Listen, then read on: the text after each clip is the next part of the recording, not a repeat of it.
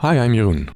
Have you ever wondered why sensory, mental and emotional overload feels like the central theme of your daily life with autism, while diagnostic descriptions, research and interventions mainly focus on social challenges, communication difficulties or rigid and repetitive behavior? What if I told you there's a theory that centers on sensory overwhelm, having your head stuffed with thoughts, emotional flooding, while placing all the other known properties of autism as possible consequences of this sensory, mental and emotional onslaught, basically reversing the entire paradigm around understanding autism. And it was published almost 20 years ago. In 2006, shortly after being diagnosed with an autism spectrum disorder, I wrote an article, not as a psychologist, but as a computer vision researcher.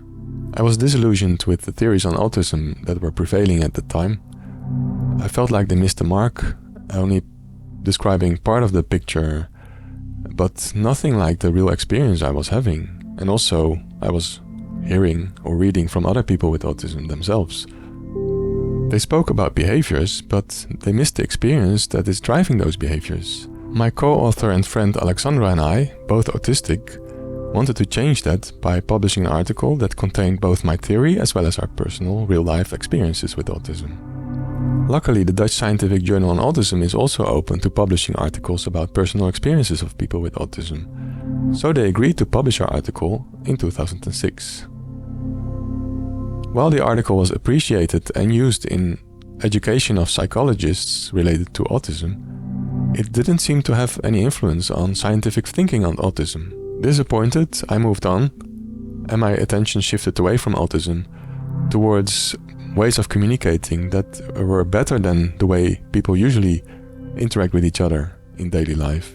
Rather than trying to overcome the shortcomings of autism, I wanted to overcome the shortcomings of the prevailing paradigm of human communication, which I found out is quite self-destructive because the usual way people interact with each other is quite detrimental for their own as well as each other's mental health. But more on that in other videos. Let's get back to the topic of this video. Now, almost 20 years later, I see that our journal article is still very relevant. Autism research and understanding haven't moved on as much as I hoped back then. And maybe now the world is more open to ideas like this, which fall outside of the main familiar boxes.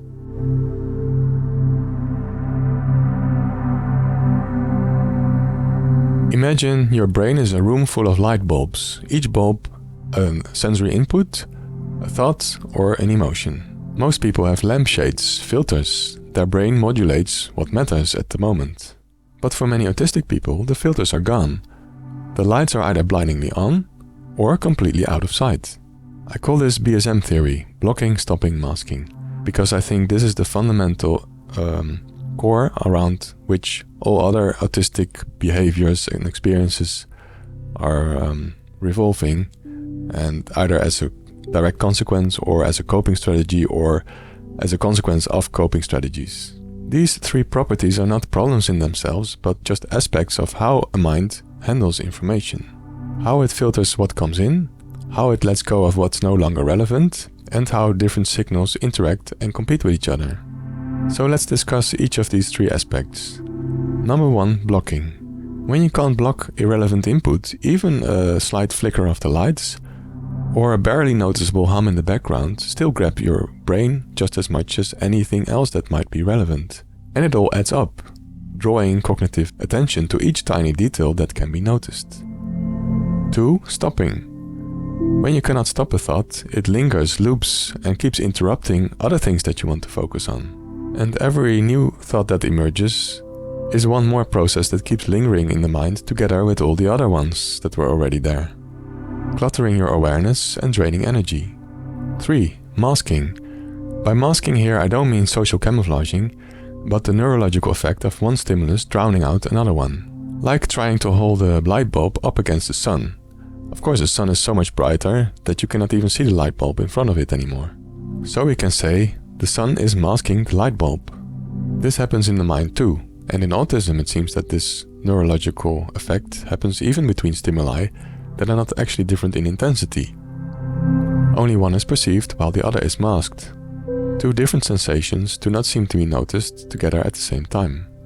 Distracting sounds, uncomfortable clothes or flickering lights can make it impossible to think. And strong emotions can block out everything else, making it hard to notice what's going on around you, or even making it impossible to speak. And sometimes social masking can itself be a cause of neurological masking. When you're putting so much effort into acting normal or saying the right thing, you might lose touch with your real feelings, which is also called alexithymia. And then what people get to see of you is no longer really relevant to what's actually going on inside of you, making it almost impossible to connect.